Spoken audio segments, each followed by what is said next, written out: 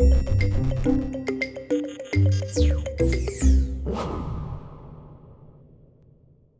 and welcome to the special policy discussion series. I'm in conversation with Dr. Anup Pujari, Secretary of the Ministry of Micro, Small and Medium Enterprises, Government of India. Dr. Pujari, thank you very much for joining us. Our pleasure. So, one of the questions that we always ask is, we're all faced with an innovation challenge to solve some of the most fundamental problems in this country. One of those challenges is really creating jobs. A lot of those jobs have to come from manufacturing, and that's really where I come to you. And many of those manufacturing jobs will come from the small and medium enterprises. So I know we are making many efforts, including in skilling, in trying to size the problem, in trying to, the government itself acting as a facilitator in terms of investment and so on. Where do you see the biggest points of intervention? Okay.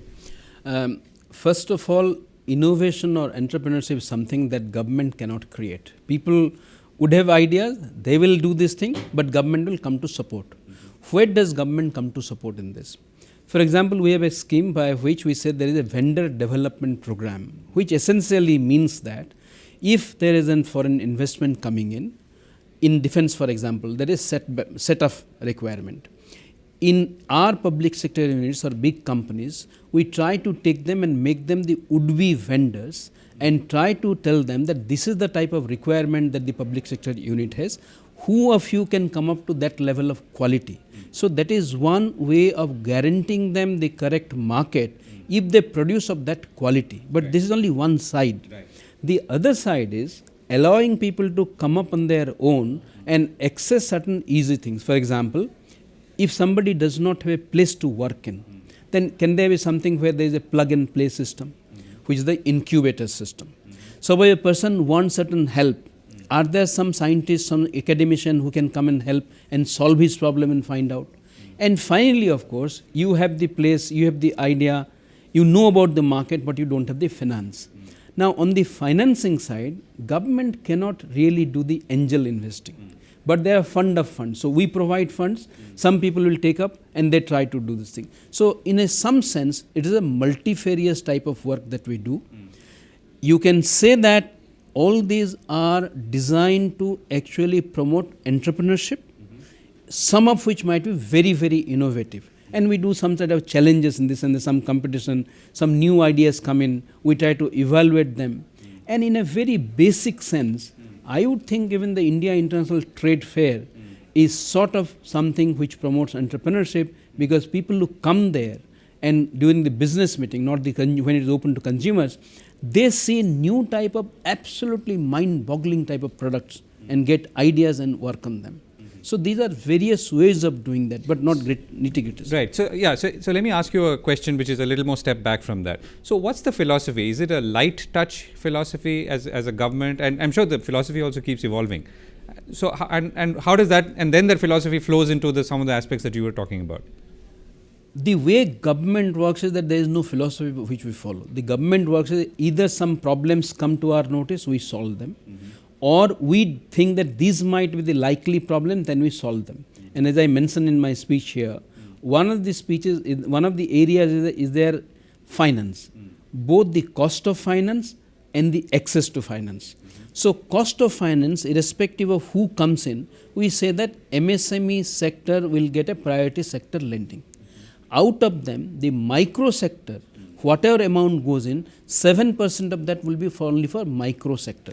On a year-to-year basis, a 20% increase will take place. But is it your feeling that banks are actually doing that? I mean, transmitting this? Of course, banks are doing it. But look at the poor banker. If the banker, their problem is that they get applications, but they do not get loanable application, in the sense that a project report which satisfies them. Now, to that, the reaction of the system becomes create one more level of consultant who will write project report. The right solution should be what the banker, what we try to teach some of the people as to become an entrepreneur, you must know what is called a cash flow. Write down the cash flow properly, give it to the banker, so you eliminate not only the middleman or what is called the consultant, you also develop some sort of better rapport with the banker, because banker knows you have done that. We are not always successful in that, because the single person entrepreneur, he doesn't have time to do this thing. At least he may not be having the inclination to do this. So that is one way of looking at it. The second, though we may not be able to bring down the cost of finance, can I raise the comfort level for the banker to give a loan? And that is what is the credit guarantee. Third way is that you have started your factory already, you are an entrepreneur. You are not accessing the capital market. Why? Because you have not been rated. So we have a scheme by which we try to say, if somebody is rating you, the performance credit rating, I will give a subsidy. But my sense is that whether it succeeds or not, there are two metrics. Metric number one, once you are rated, does the bank pass on 50, 75, 100 basis point interest rate concession to you? That means because you got rated, perhaps you have become better, perhaps you know. So if this has not happened, I don't think my rating has succeeded. Second, I am rating you today because 40,000 rupees I am paying. After 3 years, will you get rated yourself? If you have get rated yourself, and that is what we are trying to find out, that all the people whom we rated and paid money, how many of them renewed their rating after 3 years. So these are schemes are there. Are they working? We will try to find out. If they are not working, the bankers tell us that yes, they are working. But correct thing would be whether they are working or the proof is in the pudding. Right. So let me ask you about manufacturing now. I mean, which in a way is sort of downstream linked to small and medium enterprises. There is a problem because we have capacity utilization challenges. We have global capacity utilization challenges. We have under demand right now, which may of course at some point pick up. But there are some fundamental challenges, and there are longer term challenges or maybe medium term of automation, the whole landscape of manufacturing changing. How are we even prepared for this environment? Okay.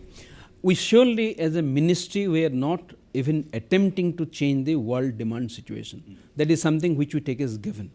But in that space, in what way a new person can come up and succeed?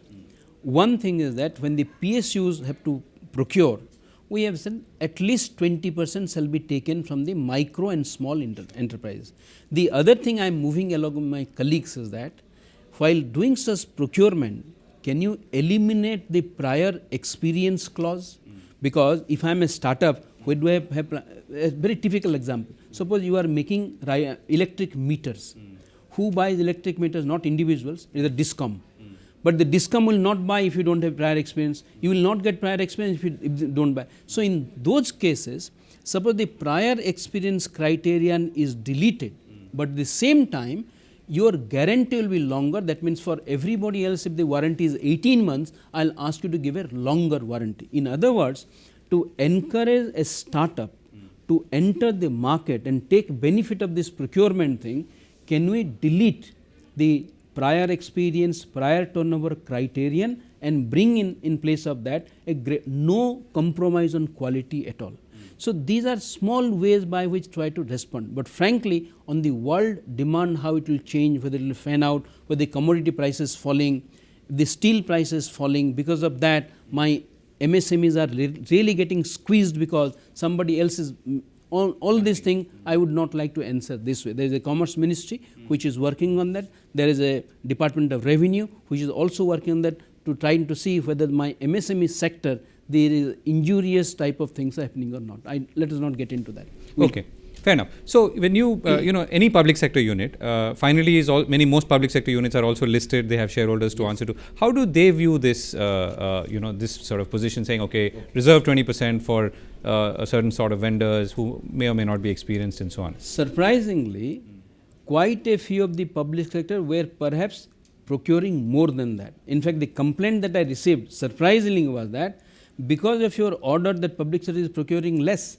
So then we had to clarify that 20% is at least 20%, because somebody interpreted this as 20% and earlier he was procuring 80% of that and he came down. But at the end of the day, what matters is the quality of the product.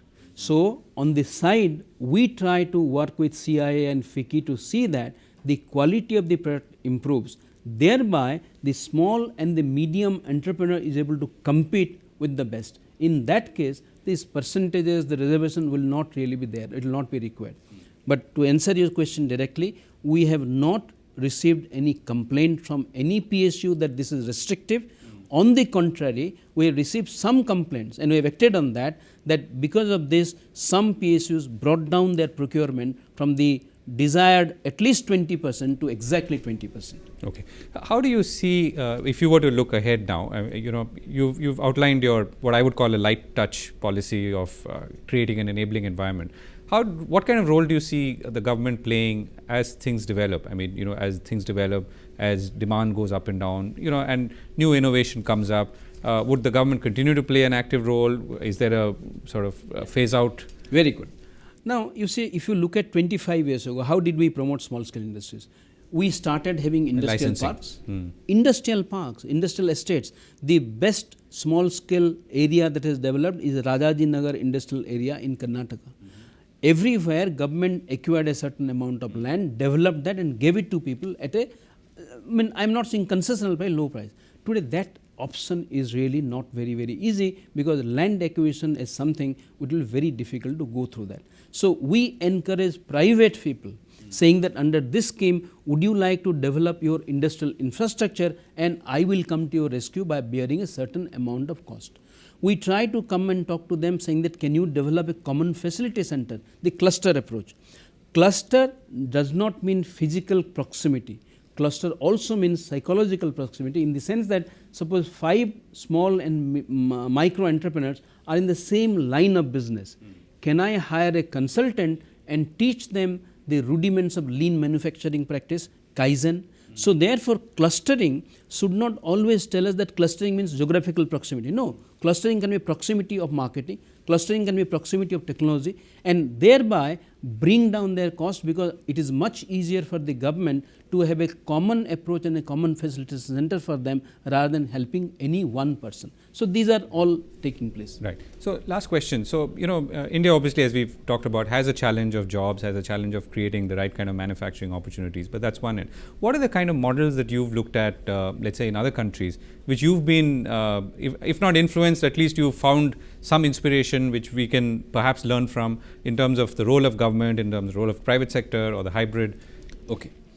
I would think that 2 or 3 things stand out. Most countries, whether you talk about Germany, you talk about Korea, you talk about any of these things, the small and micro sector, small business, what they call, they contribute handsomely to GDP, employment, innovation. Israel, almost everybody is small and micro.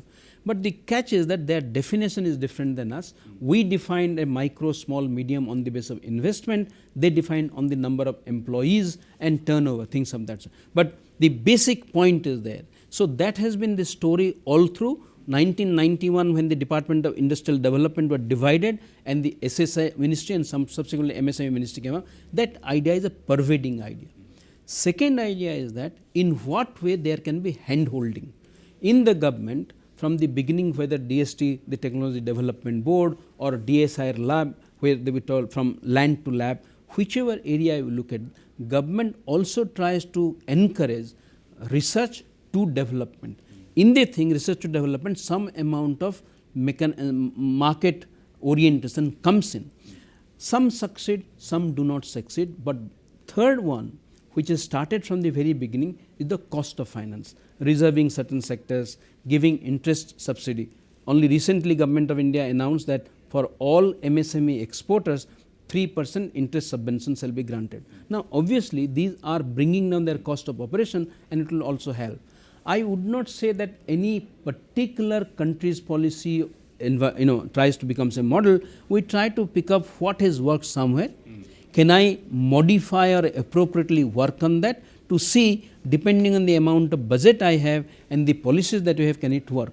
And keeping that in mind, I think that we have also got in April this year, the last 20 items which are kept for reserved for manufacturing in small sector have gone away. So today we can say that in my country, there is no item which is reserved for manufacture by small scale sector. Good thing or a bad thing, one doesn't know, but at least we moved that way. Earlier certain sectors were reserved, 800 at one point of time, today it is 0. So that's it. But that's a pretty substantive achievement. I mean, even if it's late in the day. Whether you look at it as an achievement from one side or not, we think that all these things contribute in some way or other to developing a very harmonious ecosystem. Right, that's a good note to end. Thank you so much, Dr. Pujari. Thank you.